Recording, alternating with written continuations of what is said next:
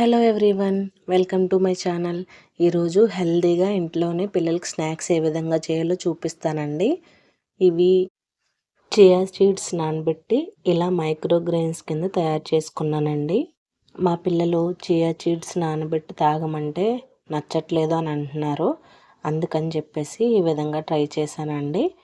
ముందుగా chia seeds నానబెట్టేసి వాటిని ఒక వారం రోజుల పాటు మట్టిలో వేసి వదిలేస్తే ఈ విధంగా మొలకలు వచ్చేసాయి.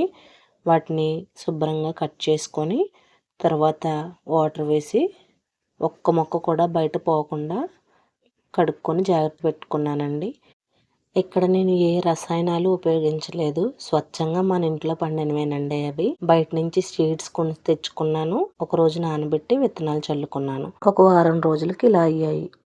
తర్వాత కట్ చేసి అందులోకి సరిపడగా ఒక పెద్ద సైజు ఉల్లిపాయ, ఒక పచ్చిమిరకాయ, కాస్త జీలకర్ర తీసుకొని మొత్తం కట్ చేసి 2 కప్పులు మాత్రమే శనగపిండి ఉపయోగించానండి.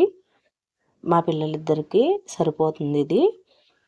మొత్తం అన్నీ అందులో మిక్స్ చేసి కలిపేసుకొని వాటర్ వేసుకొని ఈ కన్సిస్టెన్సీ వచ్చిన తర్వాత పక్కన పెట్టేసుకోండి. ఇది బచ్చలాకండి. రైతు బజార్లో ఒకసారి ఆకుకూర తెచ్చుకొని కూర ఉండగా ఒక ఆకుకూరకి వేరు ఉందని చెప్పి మొక్క పడేయకుండా ఈ టబ్లో వేసుకున్నానండి. అది ఒక నెల రోజులకి ఇలా ఎదిగింది. చాలండి, పిల్లలిద్దరికి ఒక స్నాక్లా తయారు చేయడానికి సరిపోతుంది. బయట మందులాంటి చల్లిన ఆకుకూరల కంటే ఇంట్లో తక్కువ ఉన్నా సరే మంచిగా వండి పెట్టుకుంటే చాలా హెల్త్ బాగుంటుంది కదా. నేను ఆ విధంగా ఆలోచించి చాలా జాగ్రత్తగా పెంచుకున్నానండి మొక్కల్ని. సేమ్ అదే ప్రాసెస్లో శనగపిండి తగినంత తీసుకొని ఇక్కడ నేను పకోడీ తయారు చేద్దామని ఉల్లిపాయలు ఎక్కువ కట్ చేసి అందులో వేసుకొని బచ్చలాకును కూడా కడిగి శుభ్రం చేసి కట్ చేసి అందులో వేసేసుకున్నాను. తర్వాత జీలకర్ర వేసి ఉప్పు అన్నీ మిక్స్ చేసుకొని వాటర్ వేసి పకోడీకి సరిపడగా కలుపుకున్నానండి. ఈ విధంగా కలుపుకున్న తర్వాత ముందుగా ప్యాన్ హీట్ చేసుకొని లైట్గా నెయ్యి అప్లై చేసుకున్నానండి. అందులో ఒక స్పూన్తో చిన్న చిన్న అట్లా వేసుకున్నాను. మరీ పెద్దగా వేసిన పిల్లలకి నచ్చకపోవచ్చు. ఇలా చిన్న చిన్నగా వేసి చిన్న దోశలు అంటే ఇష్టంగా తింటారు కదండి. అలా పైన కాస్త నెయ్యి వేసుకొని అటు ఇటు కాల్చుకొని పక్కకు తీసేసుకున్నానండి. తర్వాత మిగిలిపోయిన పిండిని కూడా మొత్తం అన్నీ ఇలా వేసేసుకున్నాను. మన ఇంట్లో పండింది ప్రేమతో పిల్లలకి పెడితే అదో ఆనందమే వేరు కదండి. నేనైతే చాలా హ్యాపీగా ఫీల్ అయ్యాను.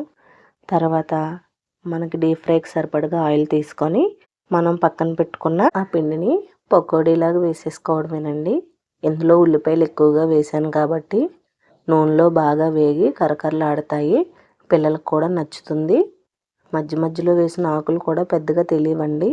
ఉల్లిపాయల ఫ్లేవర్లో పోతుంది. ఆకులు మనం వేసామని చెప్పకుండా ఇలా కలిపేసి పెట్టేస్తే పిల్లలు తినేస్తారు. ఆకుకూరలు అంటే ఇష్టం లేని వాళ్ళకి ఈ విధంగా ట్రై చేయండి, ఖచ్చితంగా తింటారు.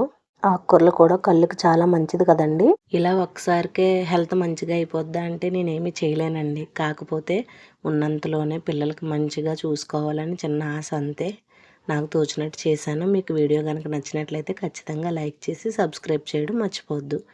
Thank you so much for watching my video.